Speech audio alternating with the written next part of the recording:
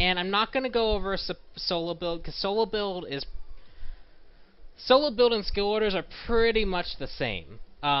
There's kind of a little bit of difference between them, and I'll explain them really quickly, but I don't think I need to dedicate a whole time to it, because solo lane raw is pretty much mid-raw without the added complication of rotating.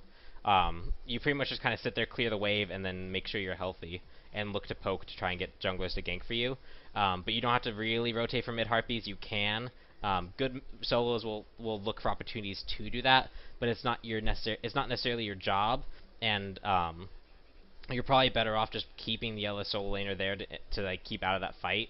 Maybe rotate a little bit to ult, but it's pretty much the same. You can also, in the solo lane, because there's going to be less action, you can go kind of more for the late game builds. You can get that, like, you can actually sit there and go like the Warlock Sash into Boots into Book of Thoth and be fine, and just get tons of power that way, because you know that you're not really going to be needed, and you can kind of choose to be inefficient for a little bit because you can just insta clear the wave anyway. But let's go just straight into the raw build. It's pretty straightforward. And there's kind of two builds, and I'll kind of go over both of them, but I'll go over the one I recommend first. So, start Vamp Shroud, and just either boots. I personally prefer getting at least rank 1 boots, and then potions. So, 3 of each. This will make sure you stay healthy in lane. This means also when you go forward to bully people, you can get away with it. You're not going to sacrifice too much mana wasting or anything like that, because you don't have the blue buff. The other idea that people have, and I'm not sure how much I actually like this, is to get the first Warlock Sash. And I see the point, is this 6% isn't that significant, and the extra 100 health is good. But you also are saying, I'm also not going to get any potions. And I almost would prefer having potions, even if you say screw shoes, and just don't waste the 300 gold on it and get the potions. I think denying yourself potions is a bad idea. This is why the difference, and this is kind of the first difference. Oh, sorry. Thank you for screen change. I forgot. So, going back to it. I got it this time. I got it quicker, because I had chat open. In solo lane, you can get away with this because you have blue buff in solo lane. And so you don't need this mana potion to sustain you. You don't need the health potion because you can say, screw it, I have the mana, I'm just going to heal myself. In the mid lane, you don't have that same luxury, and so I'm not sure if I can really recommend this for mid lane. For solo lane, definitely go Uncommon Sash. And really where this build goes is after boots.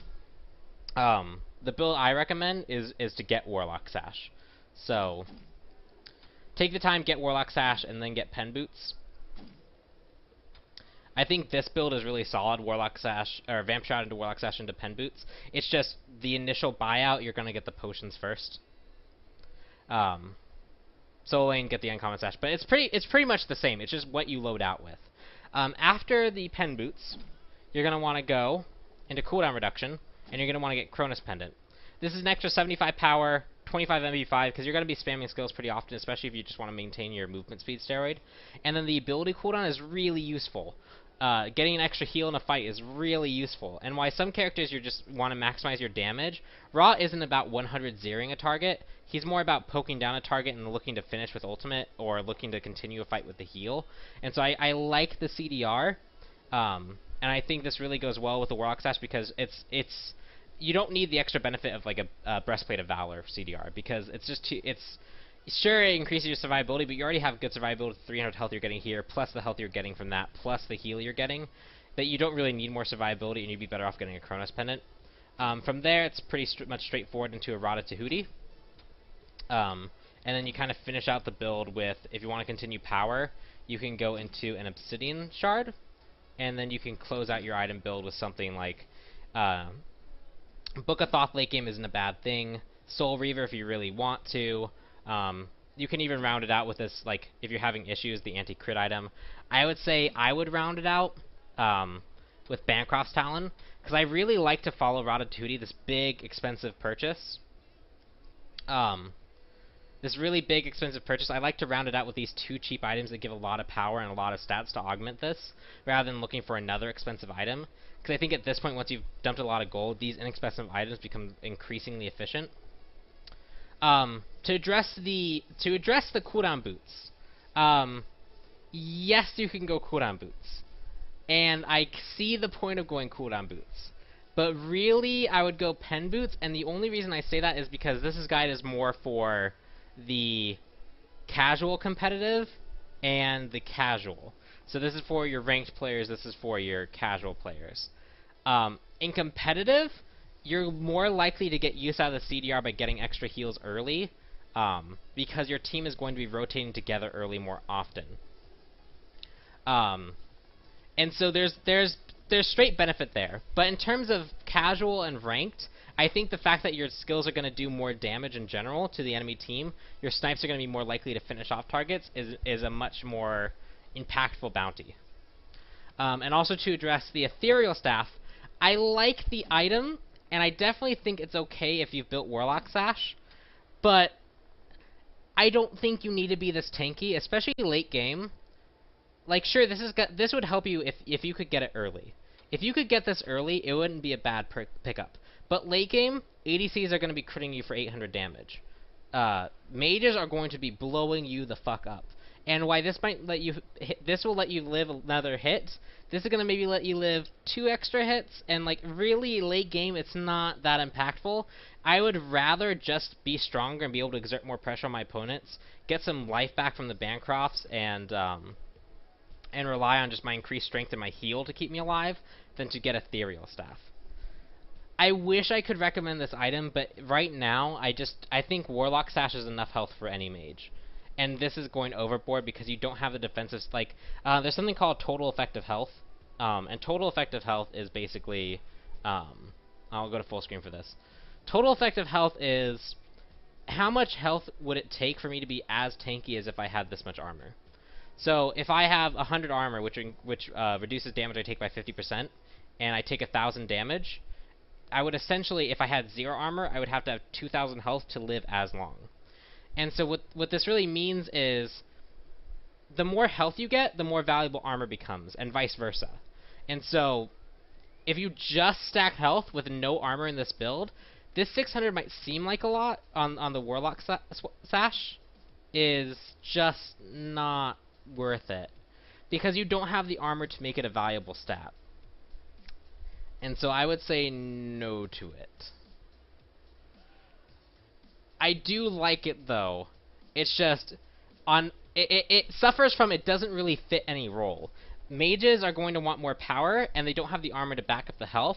And supports have the armor to back up that health, but they don't have the pen or like the other base magical power or the scaling to make the magical power you get from it worth it.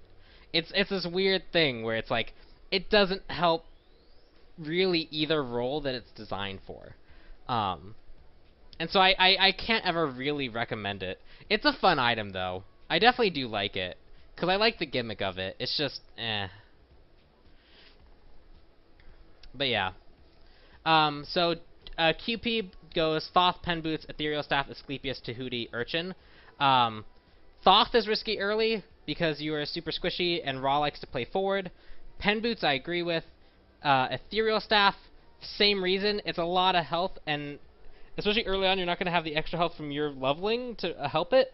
If you're going to rush it, you're only going to be like level 9 to 10, and you're only going to have 730. So like that's going to give you 2% of 1,300 is 1% 13, so 2 is 26. So you're getting 56 magical power. I just don't see the worth in it. Asclepius, I like the item, but I would just rather get more magical power from like Ra to Tahuti percent to make my heal stronger just to begin with. And then Urchin, I don't like picking up that late because you can't rely on getting that many kills that late if you're picking it up after Asclepius and Tahuti. And there's better defensive items to pick up if you just really wanted a late game defensive item.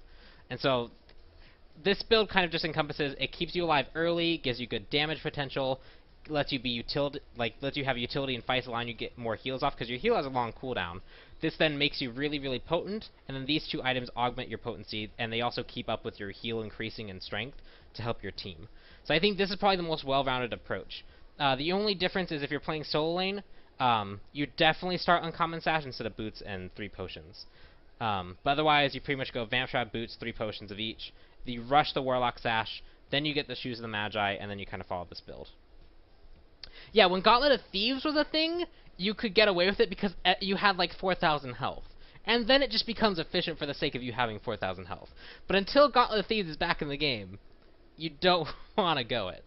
And so now we're going to go move into skill order. Skill order is pretty straightforward, and there's kind of two builds. I think for mid, the one I'm going to recommend for mid I think is just overall better. I start with Celestial Beam, and mainly because you're going to be clearing mid harpies. With Solar Blessing, sure, it helps your mid harpies more, but it's also a really long cooldown, so it's very possible for you to get into lane without a wave to clear the wave. So I'd go Celestial Beam, so that way you can actually put pressure on the lane, but when you walk back into it, you don't have to wait for the Solar Blessing to come up. Plus, you're going to hit level 2 anyway, so you might as well just kill the first 2 minions and then hit level 2. You get Solar Blessing, and then I go Celestial Beam, level up again, Divine Light, because at that point I know whether I'm going to be able to pressure my lane or not, Searing Pain, and then my priority goes Searing Pain over Celestial Beam over Solar Blessing over Divine Light. So Celestial Beam, Solar Healing, Solar Blessing, Searing Pain, Celestial, Solar, Solar, Searing, Solar, Divine, Divine, Searing, Divine, Divine, Searing. And so I also don't level up my heal too much because I know, like, sure, you increase a little bit. Every level is essentially going to be an extra 60 healing. But they're also likely not going to get all the ticks of it. They're likely not. They're going to be moving in and out. So you're never really going to get that full 60 per level that it provides. And I think you're just better off getting the extra 60 damage on targets. I think that'll be more impactful in the fights. Plus, you don't really start having team fights until, like, you can have a few around mid harpies, but like really first Gold Fury starts happening around like level 10. Next one's gonna start happening once you have full heal. So you can kind of delay the Solar Blessing overall. And then the priority is pretty straightforward. You also want to level up your Searing Pain as much as possible because it really increases your chance that you're gonna pick a target off. The difference I would have for this if you're a soul lane, because I'll go over that really briefly, is I would start Solar Blessing because the camp is going to be long. It's going to take longer to clear a camp, and you also want to make sure you're healthy going into the solo lane. And so it's worth it to have this lower cooldown just to make sure that you're faster, you're clearing the wave faster, or you're clearing the jungle camp faster, and you're also making sure your jungler is healthy. I think that's more important. But other than that, it's pretty much the same. If you're getting really bullied in the solo lane, you might want to put an extra point in to your Solar Blessing. But other than that, it's pretty much the same thing. But yeah, I'm going to kick it to a break again. So if you want to, you can leave questions. But for now, I'm gonna cut it to like a quick 2-minute break, and then come back. If you guys have questions, if you want to talk about what build you do on Raw and have my input on it, or kind of what you like, if I didn't answer anything about Raw, what you would want to know, feel free to. But after that, I'm probably going to be back for like 5 minutes, and then I'm going to cut the stream and then start uploading it to YouTube. I still need to do my Loki guide too. That requires a lot of editing because I realized that I wasn't talking to. I was in game for like 15 minutes, which is pretty bad. But anyways, I'll see you guys in about 3 minutes.